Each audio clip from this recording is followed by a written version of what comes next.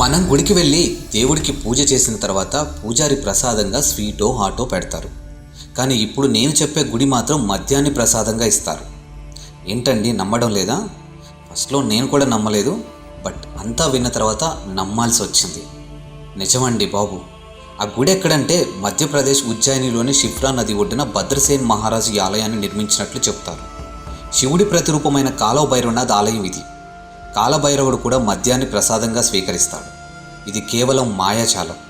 ఆలయ పూజారి సాసర్ను దేవుడి పెదాల దగ్గరకు తీసుకొని వెళ్తాడు. దానికి ఒక చీలుకుంటుంది. అతను ప్లేట్ను కొంచెం వంచితే మద్యం అదృశ్యమవుతుంది. బ్రిటిషర్తో సహా చాలామంది మద్యం ఎక్కడికి పోయిందో వెతకడానికి ప్రయత్నించారు, కానీ అది అందరికీ దొరకలేదు. సో అదొక మిస్టరీగా మారిపోయింది. ఆ తర్వాత కాలభైరవుడు తానే తాగాడని అక్కడున్న వాళ్ళంతా అంగీకరించారు. అందుకే మద్యాన్ని ప్రసాదంగా భక్తులు ఇస్తారు.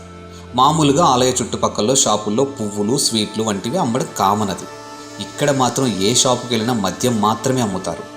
ఈ ఆలయంలో ఓ దీపస్తంభం కూడా ఉంది. ఇది భక్తుల కోరికలు తీర్చుతుందని అందరూ నమ్ముతూ ఉంటారు.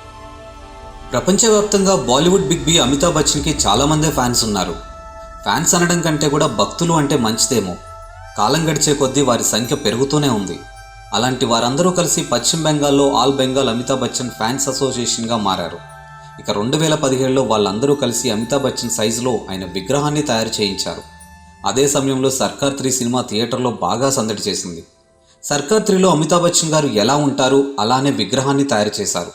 ఆ విగ్రహాన్ని తీసుకెళ్లి కోల్కతాలో మ్యూజియం లాంటి ఆలయాన్ని అమితాబ్ గారి కోసమే కట్టించి విగ్రహాన్ని ప్రతిష్ఠించారు. చూడడానికి నిజమైన అమితాబ్ బచ్చన్ లాగే కనిపిస్తుంది. అమితాబ్ బచ్చన్ గారు ఉన్న ప్రేమను అభిమానులు ఇలా చాటుకున్నారు. మన దేశంలో చాలా టెంపుల్స్ ఉన్నాయి, చాలా దేవుళ్ళు ఉన్నారు. ఇది మన అందరికీ తెలిసిందే. జనరల్గా మనమైతే ఆవుల్ని, చెట్లని, పాముల్ని కూడా పూజిస్తాం.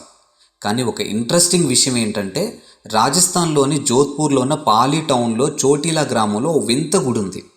ఇక్కడ బుల్లెట్ని దేవుళ్ళ భావించి పూజిస్తారంట. ఇదేంటో నాకు అర్థం కాలేదు. ఇది జోధ్పూర్కి 50 కిలోమీటర్ల దూరంలో ఉంది. ఇక్కడ 350cc రాయల్ ఎన్ఫీల్డ్ బైక్ని భక్తులు పూజిస్తారు. లిక్కర్ను నైవేద్యంగా సమర్పిస్తారు.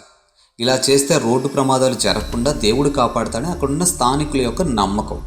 అసలు దీని వెనకాల ఒక ఇంట్రెస్టింగ్ కథ కూడా ఉందంట. ఇప్పుడు ఈ బైక్ ఉన్న ప్లేస్లో 1988లో డిసెంబర్ 2వ తేదీన ఒక బైక్ యాక్సిడెంట్ జరిగింది. ప్రమాదంలో చెట్టును ఢీకొని ఒక పర్సన్ చనిపోయాడు. పోలీసులు బైక్ని తీసుకొని వెళ్ళి స్టేషన్లో పెట్టారు. అయితే తెల్లారేసరికి ఈ బైక్ తిరిగి ప్రమాదం జరిగిన ప్లేస్లోనే కనిపించింది. ఒక్కసారిగా షాక్ అయిన పోలీసులు మళ్ళీ అక్కడి నుంచి బైక్ని తీసుకొని వెళ్ళి పెట్రోల్ తీసి గొలుతులతో కట్టేశారు.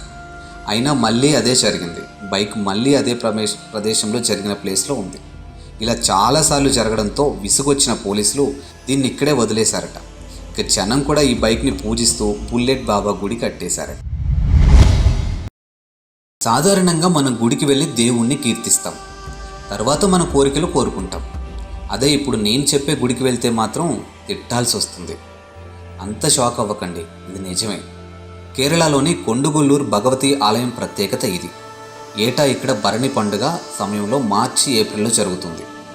7 రోజుల పాటు ఉత్సవాలు జరుగుతాయి. ఆ టైంలో భక్తులు కత్తులు, రాళ్ళు తీసుకొని వచ్చి ఒకరిపై ఒకరు దాడి చేసుకుంటారు. గుడి మొత్తం రక్తంతో నిండిపోతుంది. అలాగే గుళ్ళోకి వెళ్తారు. భద్రకాళి అమ్మవారిని నానా తిట్లు తిడతారు. భక్తి గీతాల రూపంలో కూడా తిట్టిపోస్తారు. ఆ తర్వాత పూనకం వచ్చినట్లు ఊగిపోతూ గుడిపైకి రాళ్ళు విసురుతారు. భక్తుల్లో చాలామంది మద్యం తాగి మత్తులో ఉంటారు. ఒకప్పుడు ఇక్కడ జంతువుల బలులు కూడా ఉండేవి, ఇప్పుడు లేవంట. ఏటా రాళ్లతో కొడుతుండడం వల్ల ఆలయం దెబ్బతింటుంది. ఇక్కడ పూజా కార్యక్రమాలు, కొబ్బరికాయలు కొట్టడం లాంటివి అస్సలే ఉండవు. 7 రోజుల ఉత్సవాల తర్వాత వారం రోజులు ఆలయాన్ని మూసివేస్తారు. ఆ టైంలో రక్తపు మరకలన్నీ శుభ్రంగా కడిగేస్తారు. ఇంట్రెస్టింగ్గా ఉంది కదా.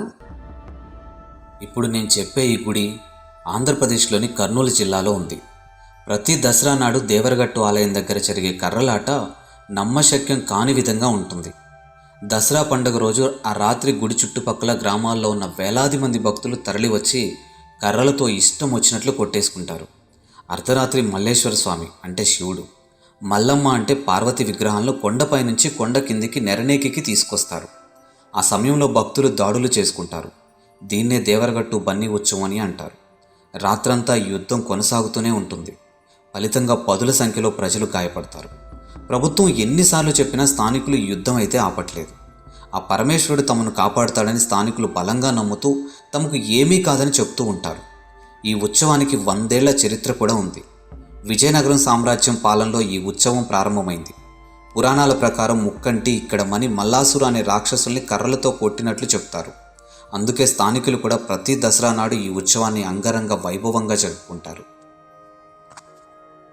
ఇలాంటి మరిన్ని ఇంట్రెస్టింగ్ వీడియోస్ కోసం వెంటనే మా ఛానల్ని సబ్స్క్రైబ్ చేయండి.